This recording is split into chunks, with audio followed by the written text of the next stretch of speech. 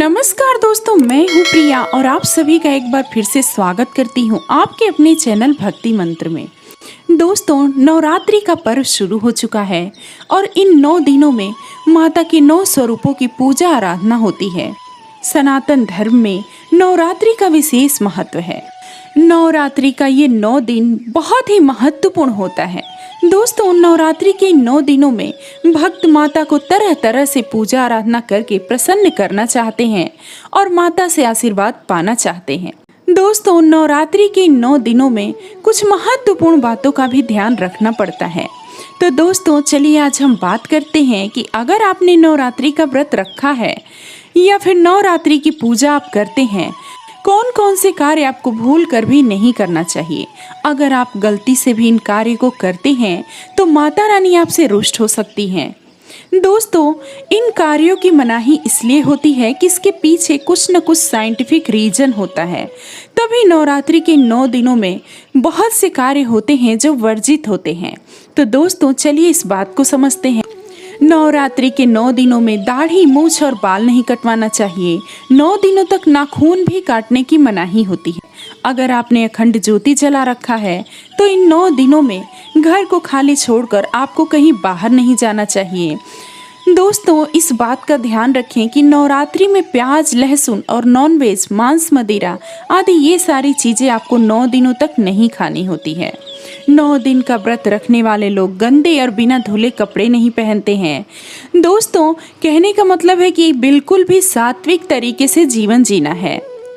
व्रत रखने वाले 9 दिनों तक नींबू नहीं काटते हैं। व्रत में 9 दिनों तक खाने में अनाज और नमक का सेवन नहीं करना चाहिए। ये बातें जो व्रत करते हैं उनके लिए है। जो नवरात्रि के 9 दिनों का व्रत नहीं करते हैं वो खा सकते हैं।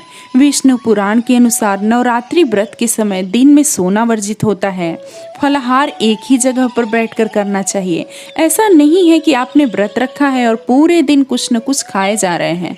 ऐसा नहीं करना है। आपको एक ही स्थान पर बैठकर एक समय निश्चित करना है और उसी समय पे आपको फलाहार ग्रहण करना है। नवरात्रि के 9 दिनों में आपको दुर्गा चालीसा, मंत्र या सप्तशती का पाठ करना है और अगर आप पाठ कर रहे हैं तो उस बीच में आपको बोलना नहीं है, उठना नहीं है, किसी से बात नहीं करना है। अगर आप ऐसा करेंगे तो इसका परिणाम नकारात्मक होता है। कई लोग भूख मिटाने के लिए तंबाकू चबाते हैं। यह गलती व्रत के दौरान बिल्कुल भी ना करें। ऐसा करने से व्रत खंडित होता है। नवरात्रि के 9 दिनों में चाहे भक्त कोई भी व्रत करे या ना करे, लेकिन तंबाकू, सिगरेट, बीड़ी, मांस, मदिरा इन सब चीजों से दूर रहना चाहिए और ब्रह्मचर्य का पालन करना चाहिए। नवरात्रि का ये दिन बहुत ही महत्वपूर्ण होता है और देवी को प्रसन्न करने के लिए बहुत ही अच्छा होता है। इन 9 दिनों में अगर विधि पूर्वक स्वच्छ तरीके से साफ सुथरे वस्त्र धारण करें, मन को स्वच्छ रखें, किसी की चुगली, बुराई ये सब चीज़ें ना करें, स्नान करें, ध्यान करें, योग करें, पूजा करें, तो निश्चित ही माता आपसे प्रसन्न होती हैं और आपकी सभी मनोकामनाओं को पूरी करते हैं। दोस्तों, अब आप समझ गए होंगे कि नवरात्रि के 9 दिनों में क्या नहीं करना चाहिए। दोस्तों, शक्ति का पर्व नवरात्रि धन के विशेष उपायों के लिए भी बहुत ही असरकार होता है।